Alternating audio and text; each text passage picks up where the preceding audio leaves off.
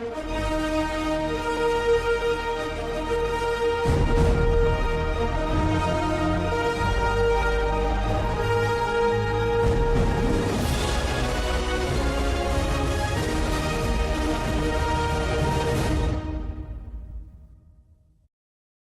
now, what's happening, y'all? Welcome to Frame by Frame, starring moi, Christopher Not Nolan, where each take will bring you from the beginning to the end of one chapter or a portion of a whole universe to be written and for us to eventually witness.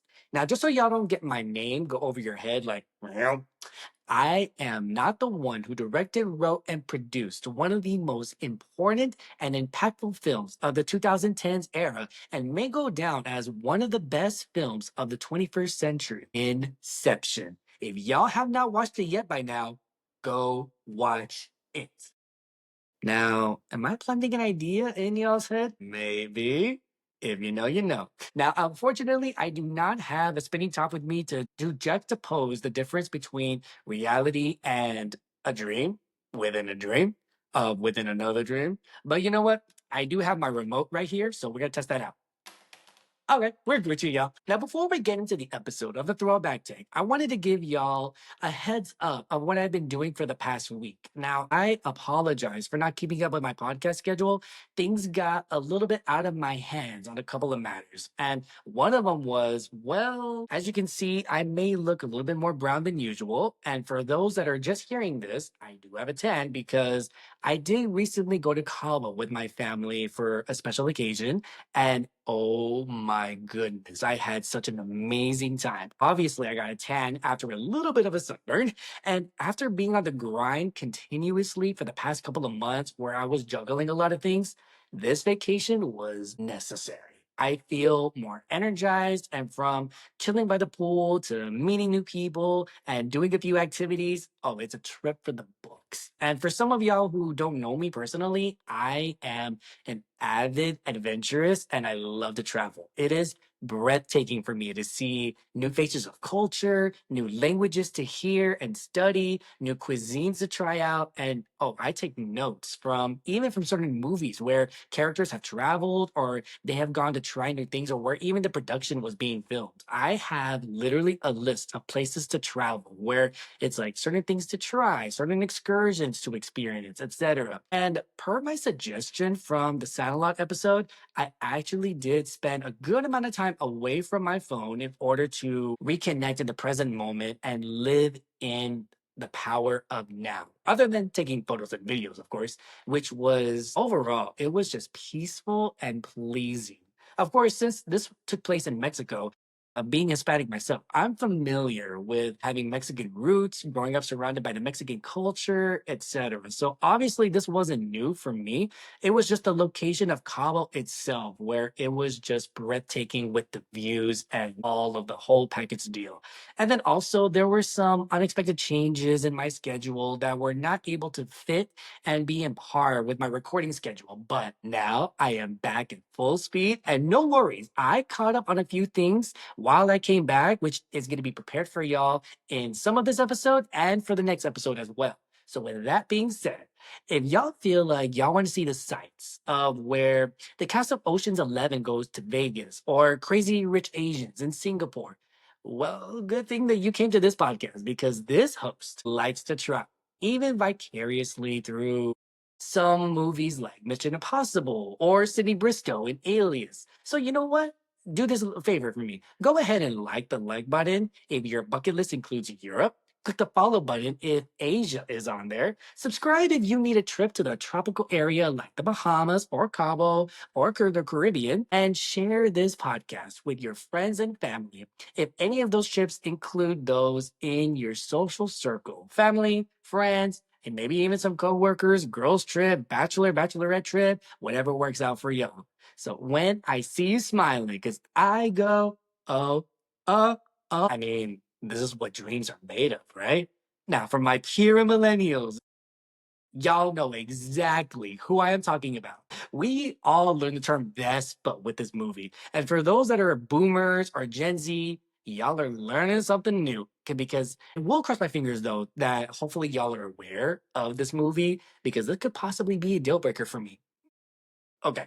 So I would never want to miss this because in my heart, I know what this is. We're talking about, y'all, the Lizzie McGuire movie, a film where a 14-year-old becomes an international pop star in only 48 hours, commits just a mild identity theft, and all before high school. A true icon. What dreams are made of is imprinted in our souls, which I will get to later on. Now, the Lizzie McGuire movie, directed by Jim Fall and starring Hilary Duff, a Disney Channel queen in a dual role as the title character and as Isabella, the Italian pop star, while also co-starring Adam Lambert, Robert Carradine, Hallie Todd, Jake Thomas, Yanni Gellman, and Alex Borstein, said that incorrectly. The Lizzie McGuire movie was released on May 2nd, 2003. This is unreal, y'all. I can't believe it. Time is pushing the fast forward button a little bit too hard. Anyway, it was rated 41% positive reviews from critics. Although, if you ask a millennial, most likely you're going to get a two thumbs up and a higher percentage than that. It made $55 million at the box office with a reported budget of $13 million. Have you ever seen such a beautiful night? This film was the chef's kiss of Disney Channel era greatness. No duh. I can almost kiss the stars for shining so bright. This movie mainly satisfied those that were and are avid fans of the show, and seeing Lizzie's journey through junior high from the pilot to this, it's a vibe, y'all. Now, we noticed in the beginning that Miranda is not to be seen in this film due to supposedly scheduling conflicts with the actress Lelaine filming You Wish, a decom. But allegedly, there is more to the story than that. And for that, you're going to have to do your own research for all of that cheese in it because this doesn't call me daddy. And so it already feels different without having the trio on the screen. I mean, yo, she disappeared like a subplot in season 3. I mean, hopefully, she is living her best life off screen in Mexico City. So happy for her. Now, the beginning of the movie with Lizzie dancing in her room and with a hairbrush. I mean, first of all, this is a foreshadow moment for both her character and for Hilary's upcoming music career debut at the time. Now, tide is high, but I'm holding on. Now, I grew to like that song because of this scene and the scene, showing Lizzie being very carefree in the moment, as we all should, whether you like to admit it or not. Every time I hear that song, I literally think of this scene right away. And if I'm not mistaken, this movie popularized this song. That is a self care feeling that we all deserve in our life, especially with some stress and whatever y'all are dealing with in your lives. Go do me a favor. Go pick a song, get some space, and just dance freely like Lizzie. That is another order. Now, this picture is one of the emblems that defines the 2000s very well. It is a rare circumstance to find someone growing up in that time period or someone that might be a boomer who does not know what this photo is. And it's just, for some Gen Zers, I know there's some Gen Zers who also recognize it as well.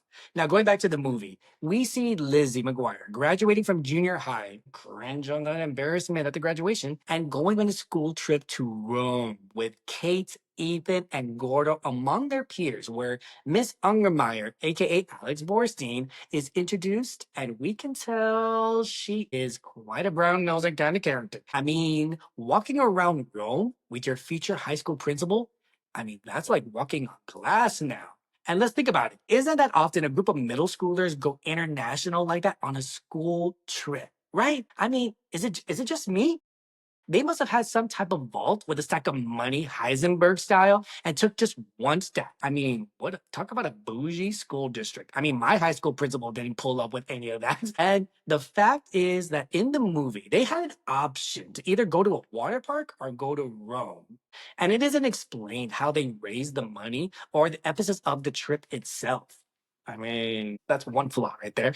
And by all of this happening, Lizzie and Gordo are feeling that this is going to be ordinary, boring, with a lack of adventure. But oof, what they are in 4. All it takes is just one wish in the trendy water fountain, and a handsome Italian shows up by the name of Paolo. It sure made quite a rumble for all viewers. I mean, why can't my wishes work like that instantaneously? This was the start of the villain arc. And we all felt it right in here. And he had to have used a 3-in-1 shampoo to have it look that good. I mean, let's be real. This is where the sparks slowly start to travel for the big anticipation. We see how it all begins with Paolo sweeping her off her feet, telling her that she looks exactly like Isabella, and he sneaks her out of the hotel. He's taking her on adventures while having Lizzie to believe that Isabella is the real problem in this duo. It's giving huge gaslighter. I mean, come on now. It's giving that one side, I mean, giving one side of the story while having bad intentions of using a girl that you just met to humiliate her in front of thousands of people at an award show. Not them. I want to on that spot. And Lizzie, being the gullible teenager that she is, the chaos is disguised by the Vespa, his smiling accent, etc. And then, of course, having Gordo literally be the MVP, covering her every move. Oh, we all want a loyal friend like Gordo. I mean, he is the blueprint. He's reliable, he's trustworthy, and he's looking out for her best interests even when the truth hurts. Gordo was the OG Sid before he even became a thing. Talk about rom-com tier bestie. Now, for some of us that watched the show and saw it turn into the movie, we were hoping for this side plot to happen. The moment. Especially in the season 2 finale of Lizzie McGuire with the yearbook and Gordo's words. OMG. That was a huge moment for us all. And then we're like, wait, that's how it ends? And then we hear the news about the movie. Let's just say I am not mad at how the ending happened. And it sucks how we didn't get that TV revival. Dear Disney, you owe us a Lizzie McGuire revival that we righteously deserve to see. Okay, you know what? I gotta stay the course here now. So, okay, back to the movie. Now, Miss Isabel, ooh, she returns with quite a scene. I mean, Hilary Duff with an Italian accent. I feel that what should have happened was they should have been heavier on speaking English, so that way it could have sounded a little bit more broken. Since the character Isabella is primarily an Italian speaker, and at the time I didn't question that growing up, since well, I mean, it's Hilary Duff, y'all. I mean, both millennial icons, Hilary Duff and Lindsay Lohan, playing dual roles. Oh, we took full advantage of all of this. And I want to see Hilary go back to her brunette era. What a legendary time. Anyway, I love how we get to how the tables have turned, which is a memorable scene for us all at the music awards. Isabella and Lizzie, they're working together, surprising Paolo. Isabella, she walks out all batty when he realizes that she's there, and she says the 4 words that a majority of us all know that is iconic to this day. Sing to me, Paolo. What a queen. And after that, the show begins. The iconic song, the choreography, it's a great number to watch, and literally the most memorable scene in the entire movie. Oh, it does not disappoint, especially if you're a diehard Lizzie fan. Since the pilot, I was doing this choreography in my living room, and I bet you that a majority of y'all were as well singing along with the song. Now, taking out the factors of how this wouldn't have happened in real time, let's notice some of the discrepancies that were not talked about much of the time of its release. The fact that there are different singing voices throughout that song. You can clearly hear Hilary's voice, but in certain parts you could also hear someone else. The people behind this, did they just take certain parts from the demo and then mix it with Hilary's voice? Yeah, they did Hillary wrong on this part. Like, this should have just been her whole voice total, especially when if y'all have seen the video meme that is going around, this isn't the first time that Hillary has been put in this scenario.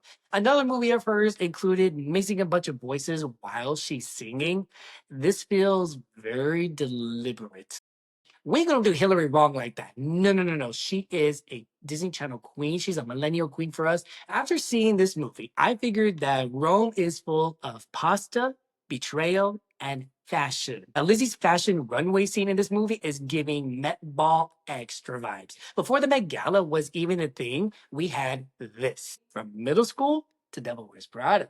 Now, out of all of these outrageous options, my particular favorite was the igloo dress because let's be real, y'all. That light dress, it's giving extension cords. It only takes one person to do the ice bucket challenge on her on stage.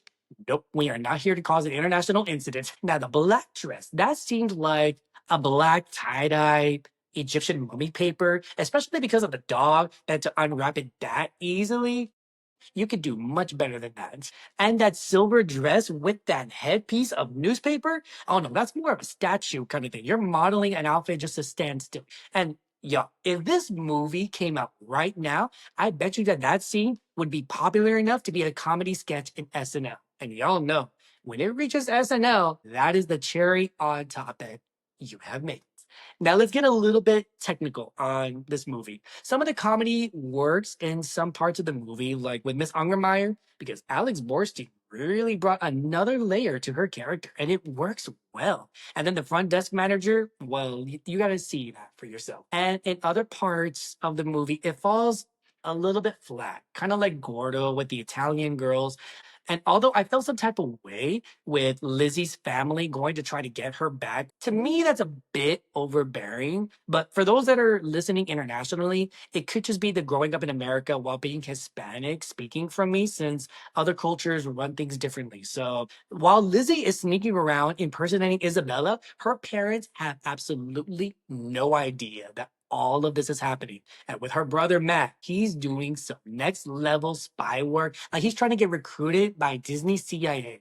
I mean, talk about Jason Bourne pre-puberty. I mean, yo, tell me, tell me, how did Matt crack Lizzie's international deception faster than the actual Roman police that was there and their own parents? And he wasn't even there. I mean, come on now. This like he's Matt is literally like okay, 10, maybe 11 years old with surveillance tech and blackmail energy. Tell me that is not a child trained by the FBI in his sleep, or perhaps the CIA. Who knows? I mean, honestly, just give him the Matt McGuire starter pack: a trench coat, a fake passport, just play the Mission Impossible theme song, and give him his own catchphrase. Now, good thing Matt did not have TikTok. Oh my goodness. Can you even imagine? He would have caused an international scandal with one TikTok. He would have saved his family airplane miles, and he would have gone full viral. Just picture this. His TikTok, POV. When your sister says that she's in Rome on a school trip, but she's singing live in Italian television. When the math is not mathing. Hashtag Rome or home, or maybe hashtag lying siblings?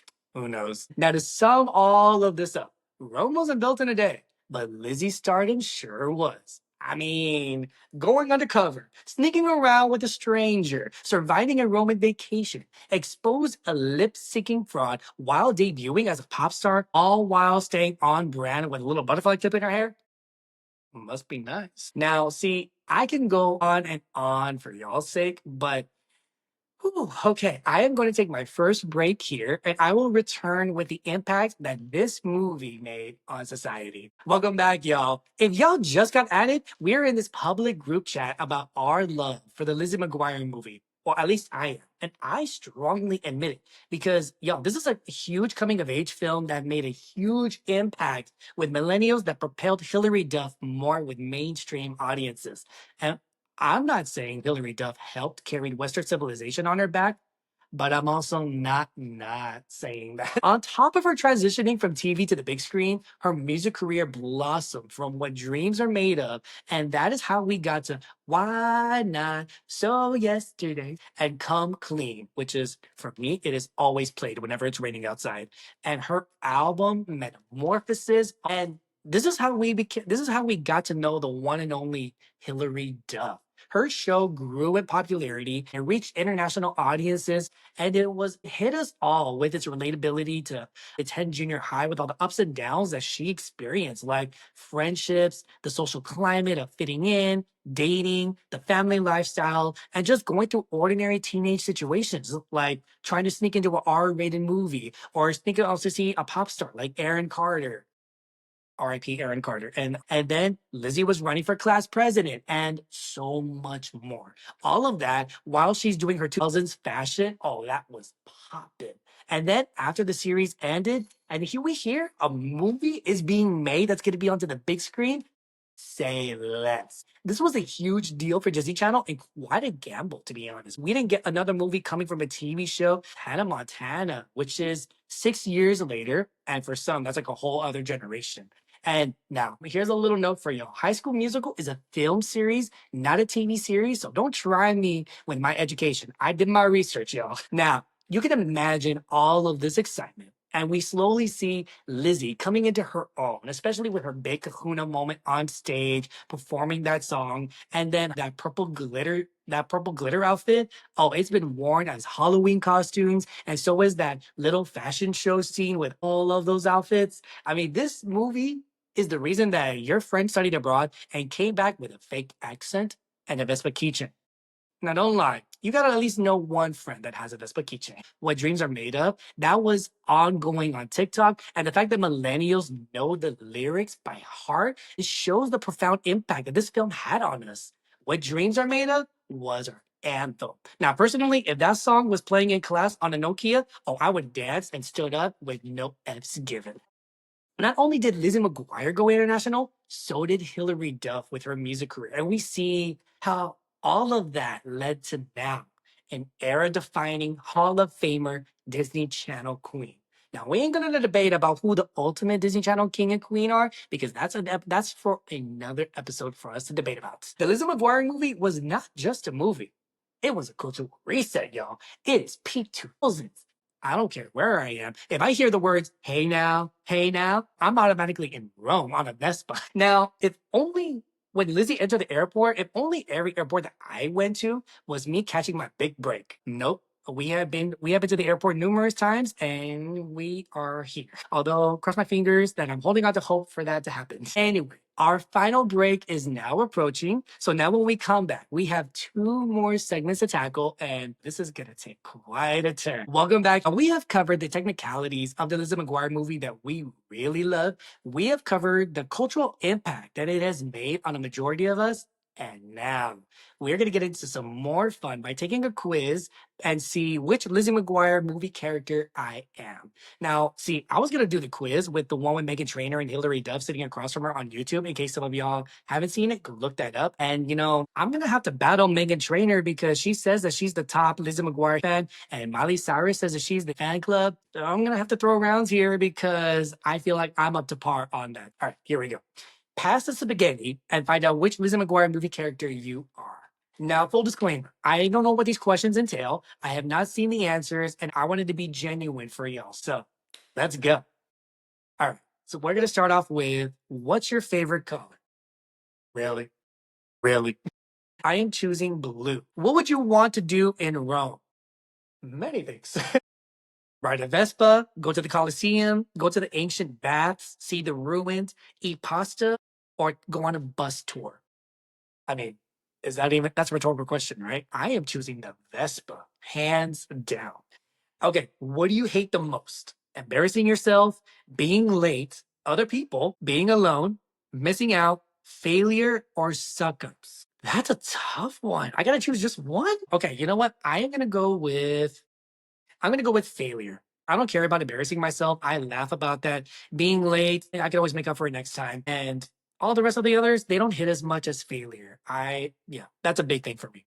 Which Italian dish are you eating first? Tiramisu, a croissant, zuppa toscana, pizza, fettuccine, or chocolates? I mean, yo, this is Rome, and I personally love Italian food so much. And for those of my social circle, y'all know which answer I'm gonna choose. So it's gonna be no surprise here.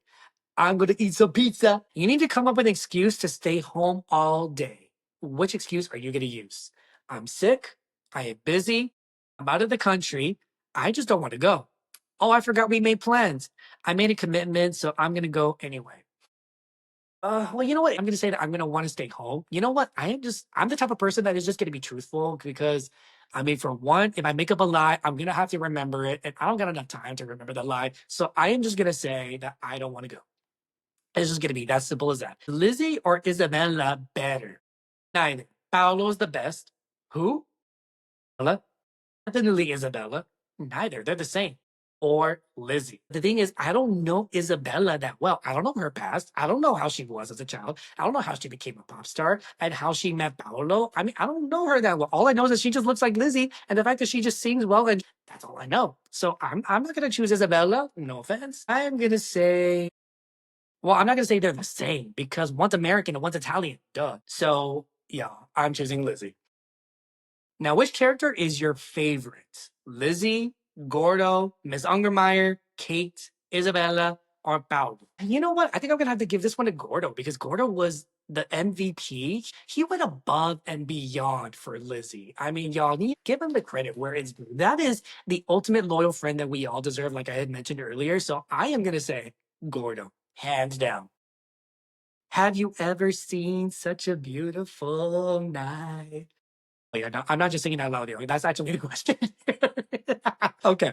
Uh, I could almost kiss the stars for shining so bright. When I see you smiling, I go, oh, oh, oh. I would never want to miss this because in my heart, I know what this is. Yeah, I really want to choose all of the.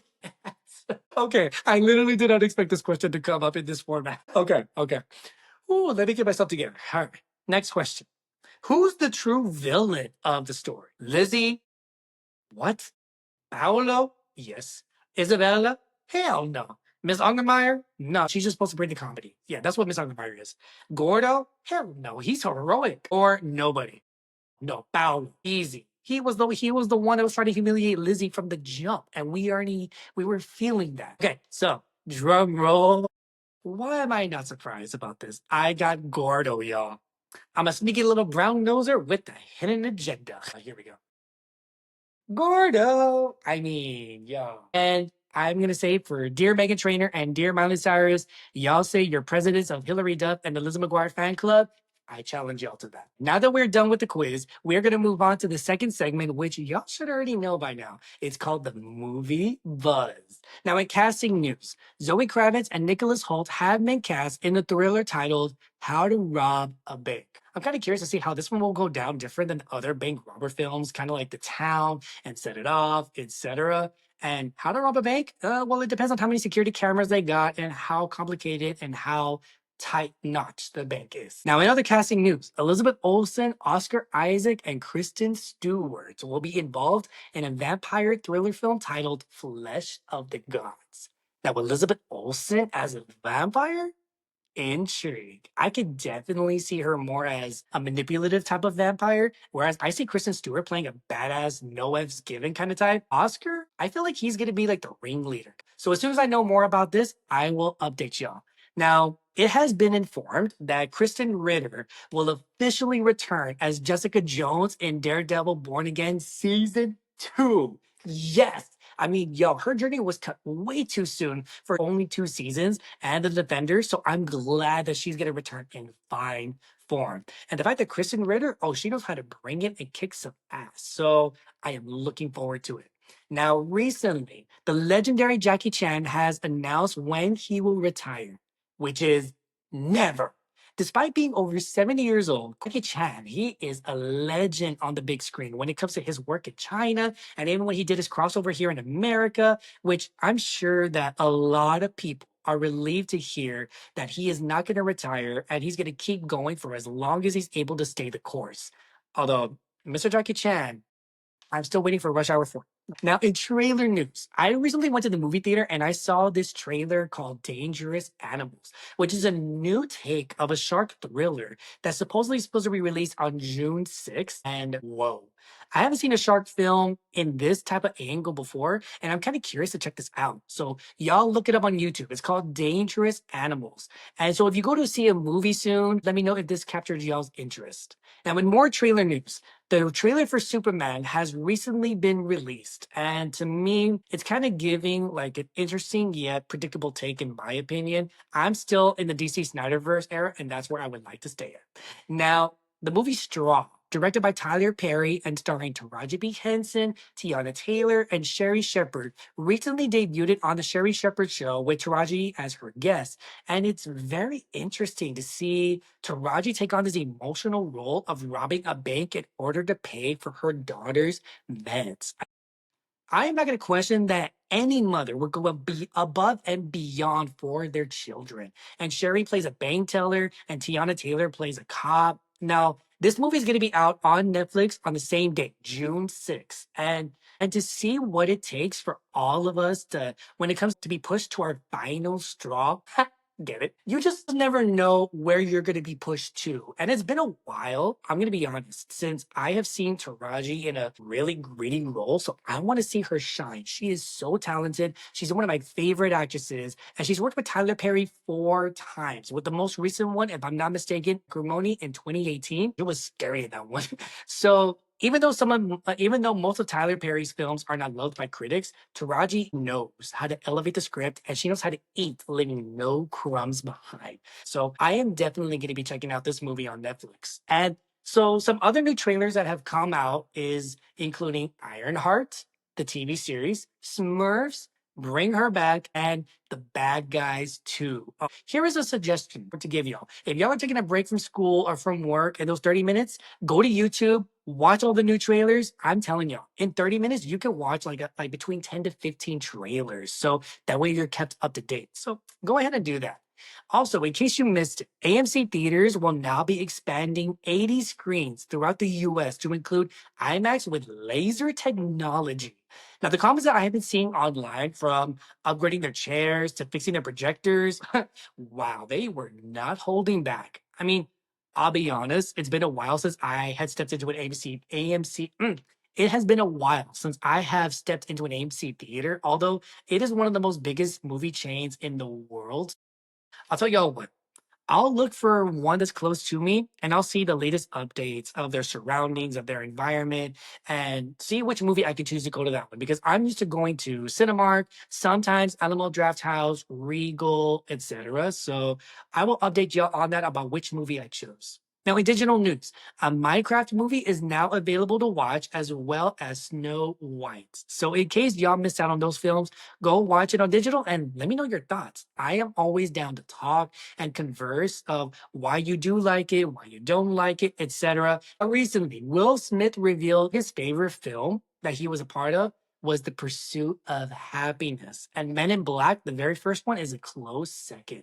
Coming from a viewer perspective, it's actually not that surprising that he chose that movie, considering his son, Jaden Smith, literally played his on screen son in that movie. So, for one, that's a fun moment for him to be close with his son, and their love is clear to see on screen. Now, at the time of its release, oh, I remember this time frame vividly. He was nominated for an Oscar, and I was hoping for him to win because I love this movie so much.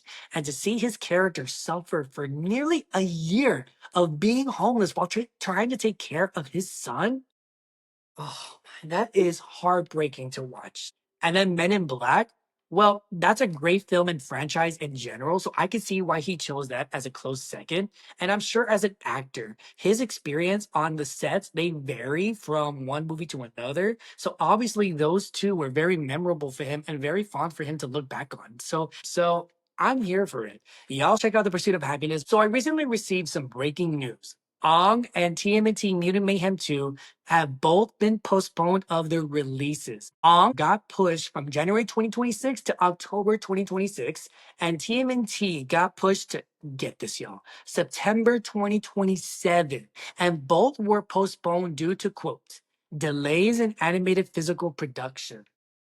Now, does this mean AI is going to be a part of it? Because this is all anime, so I have no clue. I am very curious to see what the delays are. I would like to know more. And on a final note, I started with Lizzie McGuire and I'm ending it with Miss Hilary Duff. Now, this is the one exception that is not movie related, but I just had to get it out there because I am excited. So, for those that are not aware, Hilary Duff is returning to the pop music scene, allegedly. Now, her husband, Matthew Como, a well-known music producer, he recently posted on Instagram on Mother's Day, confirming her in the studio and with the quote, now go please save millennial pop music. It needs you now. I mean, come on, y'all. Jessica Simpson returned with new music, and now we got Miss Hilary Duff, the 2000s popular artist. We need to bring them back and give them their flowers, sparks. Oh, I still listen to it. And her Breathe In, Breathe Out album, oh, it's got bops. And I'm gonna say this for society. I am still disappointed that a lot of people out there, y'all didn't come through for Hilary Duff when she had this comeback. Do not disappoint us now. Y'all generate the same hype for other artists. I want to see that same hype for Miss Hilary Duff. I'm telling y'all right here. I am ready for her comeback. Whew, all right, that is it for today's episode. And before I go, I will end this on a high note with a positive quote for y'all. Have you ever wondered what life is about? Happiness is no mystery. It's here and now. Now, what can I say? I had to end it with a big splash of Hilary Duff. She has lyrics for days. So now, on the next episode, I will be reviewing a couple of the newest films that have been recently released. And not only that, I will also be answering a couple requests that have been sent to me to mention. So, which topics am I going to discuss? Y'all gonna have to tune in on the next episode. All right, catch y'all next time.